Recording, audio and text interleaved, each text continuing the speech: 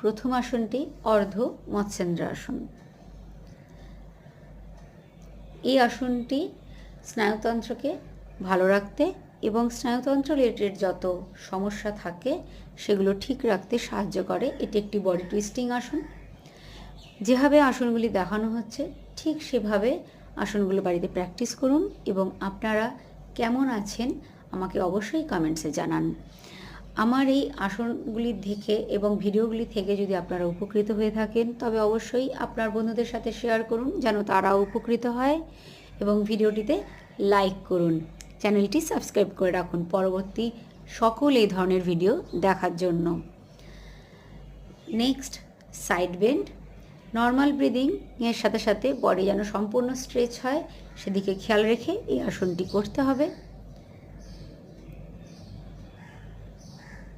ঠিক যেভাবে দেখানো হচ্ছে ঠিক সেভাবে বাড়িতে প্র্যাকটিস করতে থাকুন, শরীরকে সুস্থ রাখুন, যোগ করতে থাকুন। পরবর্তী আসন ক্যাট পোজ বা মার্জারি আসন। এই আসনটি ইনহেল এবং এক্সেল করে বডিকে একবার উপর দিকে এবং আরও একবার নিচের দিকে পুশ করতে হবে। এভাবে ক্রমাগত 20 টাইমস করে এই আসনগুলি করুন।